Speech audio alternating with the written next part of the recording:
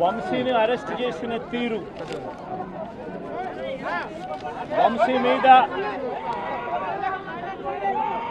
పెట్టిన false case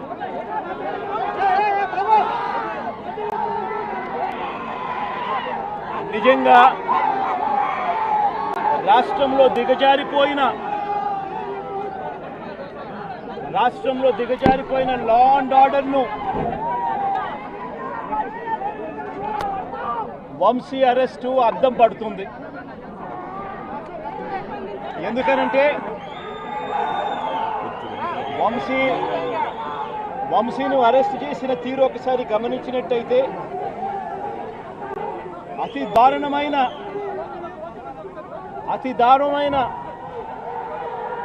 law and order break down కనిపిస్తుంది. ఒకసారి గమనించినట్టయితే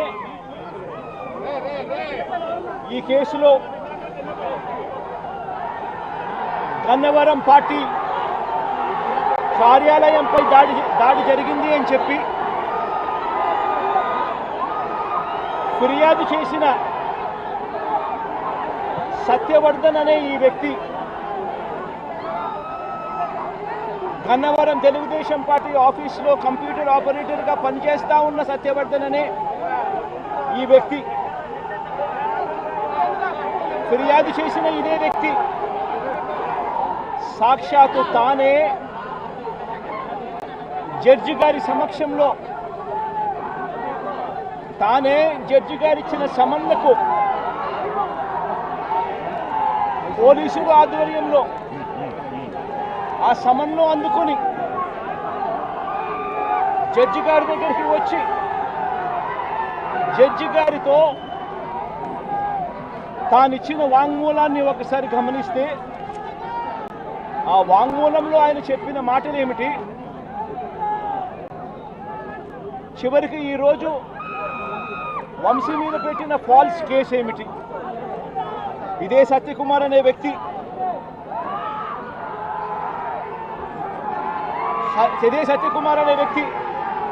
జడ్జి గారు జడ్జి గారి సమక్షంలో సత్యవర్ధన్ అనే వ్యక్తి వంశీ ఎలాంటి తప్పు చేయలేదు అని చెప్పినప్పటికీ కూడా వంశీ మీద తప్పుడు కేసులు ఈరోజు బనాయించడం జరిగింది. ఒకసారి ఈ కేసుకు సంబంధించి ఘటనలు ఒకసారి గమనించాల్సిన అవసరం ఉంది. ఫిబ్రవరి 19వ తారీఖున 2023 మంగళగిరిలో టీడీపీ హెడ్ ఆఫీసులో పట్టాభి అనే వ్యక్తి చేత వంశీ మీద భరించలేని విధంగా బూతులు తిట్టించారు చంద్రబాబు నాయుడు గారు. మంగళగిరి తెలుగుదేశం పార్టీ హెడ్ ఆఫీసులో ఫిబ్రవరి 19, 2023 పట్టాభి అనే వ్యక్తి రెచ్చగొడుతూ వంశీని తిడుతూ ఫిబ్రవరి 19వ తారీఖున తాను మాట్లాడిన మాటలు, ఫిబ్రవరి 19, 23 వాడో పిల్ల సైకో, నేనే గన్నవరం వెళ్తా, ఎవడేం పీకుతాడో చూస్తా, ఆ వంశీ సంగతి తేలుస్తా, నియోజకవర్గంలో నుంచి బయటికి విసిరేస్తా అంటూ గన్నవరం ఎమ్మెల్యే వల్లభనేని వంశీని రెచ్చగొట్టింది సాక్షాత్తు ఫిబ్రవరి 19వ తారీఖున ఇదే పట్టాభి అనే వ్యక్తి. అంతటితో ఆగకుండా ఫిబ్రవరి 20వ తారీఖున అంటే మరుసటి రోజు చంద్రబాబు గారు పట్టాభిని నేరుగా గన్నవరంకే పంపారు. గన్నవరంకే పంపి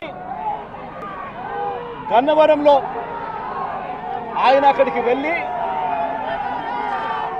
గన్నవరంలో మళ్ళీ ప్రెస్ మీట్ పెట్టి మళ్ళీ వంశీని మళ్ళీ తిట్టి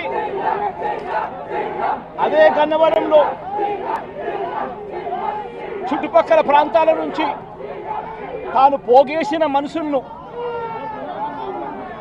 తాను వెంట పెట్టుకుని ప్రెస్ మీట్లో మరొకసారి వంశీని తిట్టి ఒక ప్రొసెషన్గా వైఎస్ఆర్సీపీ ఆఫీసును అటాక్ చేయడం కోసం ఫిబ్రవరి 20వ తారీఖున ఇదే పట్టాభి బయలుదేరిన ఈ ఘటనలో ఇదే పట్టాభి ఫిబ్రవరి 20వ తారీఖున వైసీపీ ఆఫీసుకు తాను మనుషులతో ప్రొసెషన్గా తాను అక్కడికి వెళ్ళి ఆ రోజు పార్టీ బయట ఉన్న ఒక దళిత సర్పంచ్ సీనయ్య అనే వ్యక్తిని కూడా పట్టాభి వాళ్ళ మనుషులు దాడి కూడా చేయడం జరిగింది. ఈ దాడి జరుగుతా ఉన్న నేపథ్యంలో ఉద్రిక్తతల మధ్య పోలీసులు కూడా నిర్వహించేదానికి విశ్వ ప్రయత్నం కూడా చేశారు. ఆ చేసిన విశ్వ ప్రయత్నంలో సిఐ కనకారావు, ఈయన కూడా దళితుడే, సిఐ కనకారావు తల పగలగొట్టి నిరోధించే కార్యక్రమంలో సిఐ కనకారావు తల కూడా ఇదే అల్లరి మూకలు పట్టాభి నేతృత్వంలో ఇదే అల్లరి మూకలు తల కూడా పగలగొట్టారు. ఇలాంటి ఉద్రిక్తతల మధ్య ప్రతిచర్యగా